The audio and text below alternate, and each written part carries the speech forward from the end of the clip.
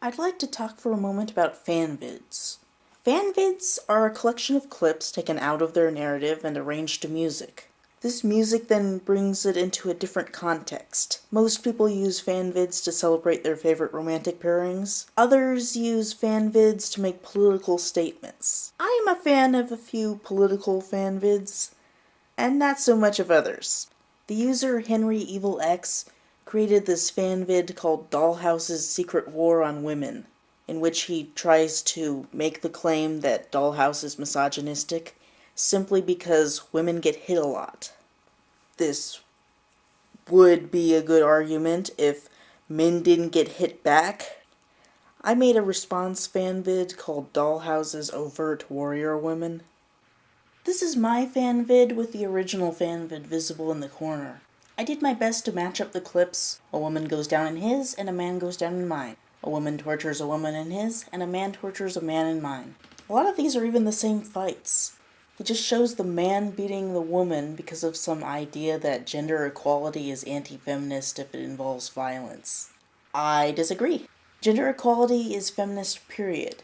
And the narratives these clips come from are often feminist, with a man victimizing Echo and Echo taking him out. If you notice, a few of these show the woman killing the man attacking them. I know feminists look at this guy's fanvid out of context and believe it's an accurate representation of Dollhouse.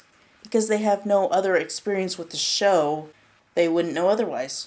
While all the clips are real, the context they are given is false. Likewise, my fanvid is false out of context of his fanvid. An MRA could easily use mine on its own to say the show is anti-man, which it's not. Do not take fanvids as accurate representations of shows. You'll be missing a whole lot of context that you'll only get through experiencing the show in its original context. This is why a lot of people are angry at Michael Moore. He does this kind of stuff. As for the 10th Dollhouse episode Haunted, there's honestly not a lot of feminist content. Not because the show is anti-feminist, but just because it focuses on other things. It's a filler episode that foreshadows the season finale with the concept of a woman getting her brain scanned and then having the Dollhouse imprint inactive with her personality after her death. And this episode really just plays with that philosophical transhumanist issue. Like most of the engagements, Echo is victimized by a man, who she then takes out. It's a bit different because it's a transhumanist murder mystery. Your mileage may vary on how interesting the murder mystery is. There's a thing about how the dead woman, Margaret, favored her son more than her daughter. She thought his career had potential and hers was just a pipe dream. Margaret, in Echo, learns to respect her daughter more and tries to make amends for her crappy parenting. Margaret is constantly respected as a strong woman, if not well-liked. And we see that she's one of Adele's only real friends. Margaret knows she can't hide from the Dollhouse.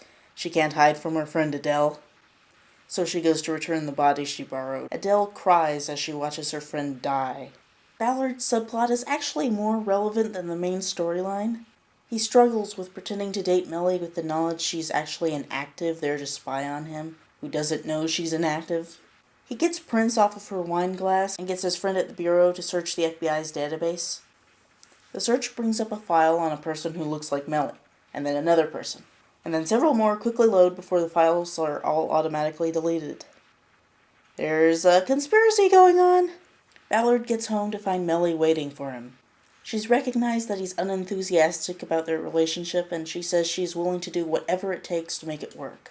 She says it's not necessary that he return affection yet, and she'll do whatever he needs, echoing what Adele says the Dollhouse is for.